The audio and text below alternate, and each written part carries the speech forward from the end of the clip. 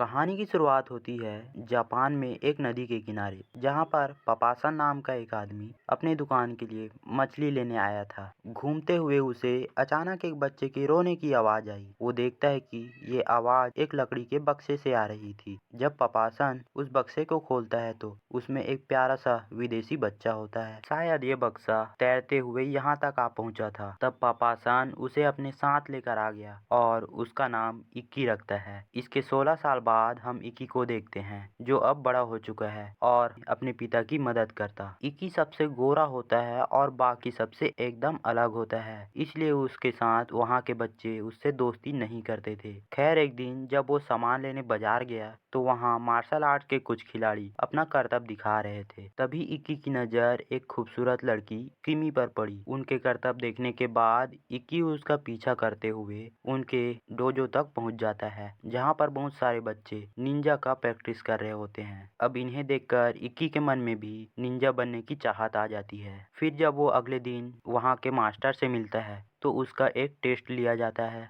उसे Ninja blade से निशाना लगाना होता है, मगर इक्की तो एकदम कच्चा खिलाड़ी था और उसका निशाना किमी को लगते लगते बच गया। अब वो शर्मिंदा होकर वहाँ से लौट रहा था, मगर वहाँ के मास्टर साबू को उसके टांग पर एक अनोखा निशान दिखाई दिया। फिर मास्टर साबू ने कई प्राचीन कागज देखे और आखिरकार उन्हें पता चला कि ये निशान तो डांसिंग निंजा का है। इधर घर लौटते हुए इक्की की नज़र एक डांसिंग मशीन पर पड़ी। अब उसने वहाँ डांस करने की सोची, मगर वो गाने की बीट्स नहीं पकड़ पा रहा था और सही से डांस नहीं कर पाता। अब उसकी दिलचस्पी इसमें और बढ़ती गई और वो अपना ज़्यादातर समय यहीं पर बिताने लगा। इसके अलावा वो बार बार निंजा टेक्निक सीखने की कोशिश करता है, मगर मास्टर साबू उसे बार बार वो निंजा टेक्निक सिखाने से मना कर देते हैं। इसी तरह कुछ साल बीत जाते हैं और इक्की अब डांसिंग मशीन पर प्रैक्टिस करते करते एक बढ़िया डांसर बन जाता है, मगर वो अब भी निंजा बनने की दौड़ में काफी पीछे होता है। और एक दिन इक्की को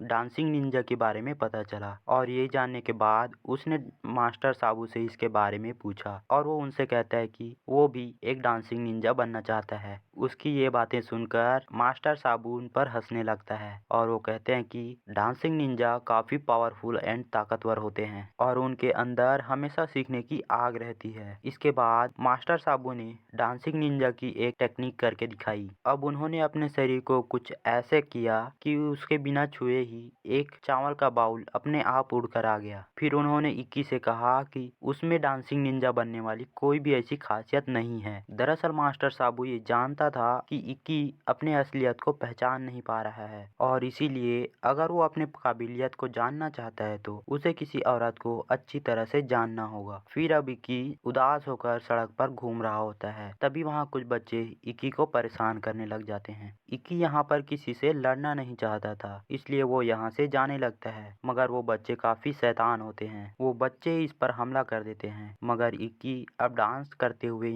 उनकी धुलाई करता है। उसका ये अजीबोगरीब फाइट देखकर उन बदमाशों के भी पैंट गीली होने लगी। वो लोग अब इक्की को मास्टर मास्टर कहने लगे और उन्होंने कहा कि ये स्टेप हमें भी सिखा दो। अब जल्द ही सभी लोग इक्की के साथ मिलकर डांस करने लगे। अब दूसरी तरफ हम लोग एंसल और उसकी गर्लफ्रेंड क्रिस्टल को देखते हैं, जो मास्टर साबू से मिलने जा रहे थे। असल में आंसल ने मास्टर साबू से ही निंजा टेक्निक सीखी थी, पर वो अब उसका इस्तेमाल अपने फायदे के लिए कर रहा होता है। खैर, वो अब मास्टर साबू के पास एक प्राचीन कागज लेने आया था, जिसकी मदद से वो टीवी चैनल वालों को अपने कब्जे में करके अपना एक फाइट शो शुरू करने वाला था। मगर मास्टर साबू ने कुछ चंद पैसों के लिए वो कागज देने से मना कर दिया, जिस पर आंसल को बहुत गुस्सा आया और उसने मास्टर साबू को एक मशीन में बांधकर उस पर अत्याचार करने लगा। मगर मास्टर साबू के ताकत के आगे वो मशीन कुछ भी नहीं था। वो उससे आजाद होकर उसने आंसल पर हमला कर दिया। अब क्रिस्टल ने देखा कि आंसल अकेले तो मास्टर आबू का कुछ नहीं कर पाएगा, इसलिए उसने भी अपने निंजा ब्लेड से मास्टर आबू पर हमला कर दिया। अब आंसल ने बंदूक निकाली और उस पर गोली चला दिया और वो लोग वहां से प्राचीन कागज चुराकर वहां से भाग निकले। इसके कुछ देर बाद वहां पर इक्की आता है, जो देखता है कि मास्टर साबू बुरी तरह जख्मी है। मास्टर साबू अपना आखिरी सांसें गिनते हुए बताता है कि आंसल अपने स्वार्थ के लिए निंजा टेक्निक का गलत उपयोग कर रहा है। मास्टर साबू की मौत देखकर इक्की को काफी गुस्सा आता है और अब इक्की अमेरिका जाकर आंसल से बदला लेने की ठान लेता है। उसने उसी शाम अपना सामान बांधा और अपने माँ पापा को अलविदा कहके अमेरिका के लिए निकल गया। और हम देखते हैं कि मास्टर साबू तो स्वर्ग में पहुंचकर सुंदर लड़कियों के साथ ऐश कर रहा होता है। फिर भी वो नादान इक्की के लिए परेशान होते हैं, इसलिए उन्होंने ध्यान लगाकर अपने सबसे होनहार स्टूडेंट किमी से संपर्क किया और उसे इक्की का ध्यान रखने की जिम्मेदारी सौंप दी। वहीं दूसरी ओर एंसल फाइटिंग चैनल के ऑफिस पहुंच जाता है और वो जल्द ही टीवी पर अपना शो लाने वाला था, मगर फाइट चैनल के मालिक गार्नेल जोन्स को उसके साथ काम करने में कोई दिलचस्पी नहीं थी, क्योंकि उसने अफवाह सुनी थी आंसल पागल हो चुका है। मगर ये सुनकर आंसल को इतना गुस्सा आया कि उसने गार्नेल पर हमला कर दिया और आंसल ने उसे तब तक पीटा जब तक वो शो देने के लिए रेडी नहीं हो गया। इधर इक्की कई घंटों का सफर करने के बाद अमेरिका पहुंच जाता है और एक होटल में रुककर अपना बदला लेने का प्लान बनाने लगा। इसके लिए सबसे पहले उसे आंसल के पास पहुंचना था और वो थोड़ी बहुत खोजबीन करने के बाद उसके घर का पता खोज लेता है, मगर गार्ड्स ने उसे दरवाजे पर ही रोक दिया। इक्की ने कहा कि वो बहुत ही जरूरी मकसद से आया है, मगर गार्ड ने उसे धक्का देकर वहां से भगा दिया। मगर अब इक्की निंजा टेक्निक से गार्ड की पैंट उतार देता है और अंदर आ जाता है। सब लोग गार्ड को देखकर हंस रहे होते हैं। तभी क्रिस्टल की नज़र इक्की पर पड़ती है और वो इक्की को देखते ही तुरंत समझ गई कि ये साबू के स्कूल से आया है और ये उसकी मौत का बदला लेने आया है। अब क्रिस्टल ने उस पर अपने निंजा ब्लेड से हमला कर दिया, मगर किमी वहां समय पर आकर उसको बचा लेती है। उसके बाद कई गार्ड्स उन पर हमला कर देते हैं, मगर वो दोनों अपने निंजा टेक्निक और डांस मूव से की हड्डी पसली एक कर देते हैं। अब इक्की ने आंसल पर चॉप स्टिक से हमला कर दिया, मगर क्रिस्टल उस चॉप स्टिक को रोक देती है। इससे पहले कि वहां पर मामला खराब होता, किमी इक्की को वहां से बाहर लेकर आती है, क्योंकि ये बदला लेने का सही समय नहीं था। अब क्रिस्टल बताती है कि